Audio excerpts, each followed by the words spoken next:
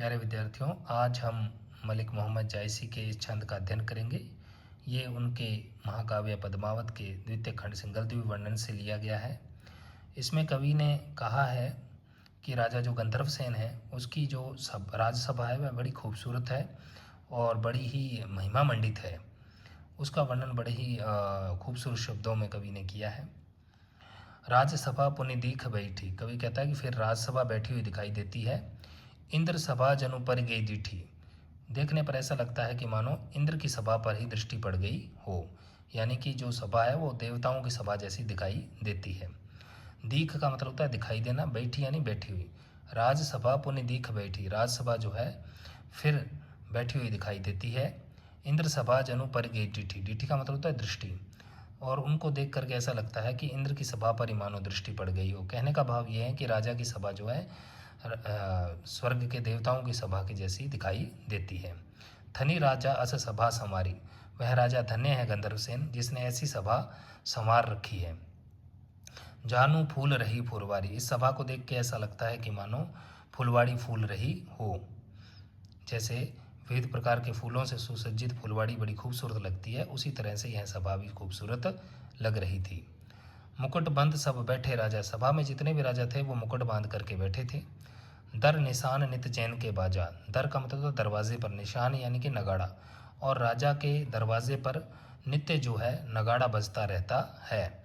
दर निशान नित्य जैन के बाजा, राजा के दर पर दरवाजे पर नगाड़ा जो है वो नित्य बजता रहता है। रूपवंत मणि दिपे ललाटा, जितने भी वो राजकुमार या राजा जो हैं इस सभा में बैठे हैं वह रूपवंत हैं, बड़े खूबसूरत हैं, और मणि जो है उनके ललाट के ऊपर दिपे यानी कि चमक रही है। रूपवंत मणि दिपे ललाटा, या इसका अर्थ यूँ भी हो सकता है कि रूपवान मणि जो है वो उनके ललाट पर चमक रही है, और दूसरा अर्थ ये भी हो सकता है कि उन रूपवान राजाओं के ललाट पर मणि जो है वो चमक रही है।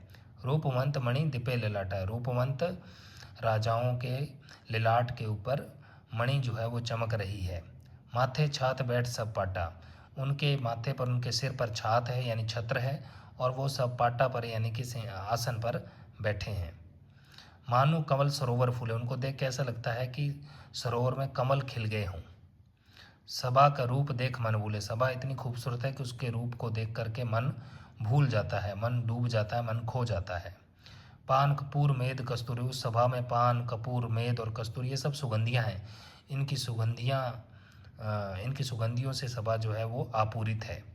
पान कपूर मेद कस्तूरी, सुगंध बास भर रही अपूरी, और इन सब चार चीज़ों के नाम लिए हैं, पान कपूर मेद और कस्तूरी।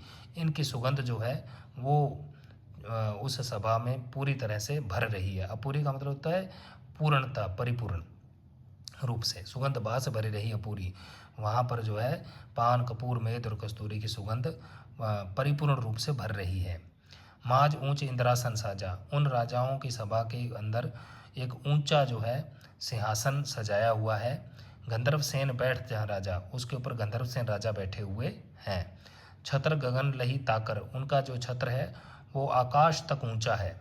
सूर तवे जसाब, सूर्य खुद ही जैसे उनके रूप में आकर के तप रहा है। सूर तवे, जैसे सूर का मतलब है सूर्य, तवे यानी कि तपना, जैसे सूर्य खुद ही इस राजा के रूप में आकर के तप रहा है। सभा कमल जिमी विकसे, जैसे सूर्य को देख करके कमल विकसित होता है, उसी तरह से इस राजा को देख करके कमल नुमा जो सभासद हैं वो विकसित हो जाते हैं, प्रसन्न हो जाते हैं। माथे बड़ प्रताप, और इस गंधर्वसेन राजा के माथे पर बड़ा प्रताप है, बड़ा तेज है।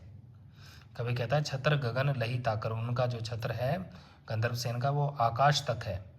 सूर तवे जसाब, सूर्य खुद ही मानो इस राजा के रूप में आकर के तप रहा है। सभा कमल जिमी विकसित, सभा जो है इस सूर्य रूपी राजा को देख करके कमल की तरह विकसित हो जाती है। माथे बड़ प्रताप, और राजा के माथे पर बड़ा ही पराक्रम है, बड़ा प्रताप है, बड़ा तेज है।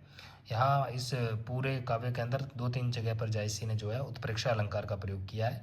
जैसे पहली पंक्ति में इंद्र सभा जनु पर गई दिठी, दूसरी पंक्ति में जानू फूल रही फुरवारी, और उसके बाद में मानू कमल सरोवर फूले, और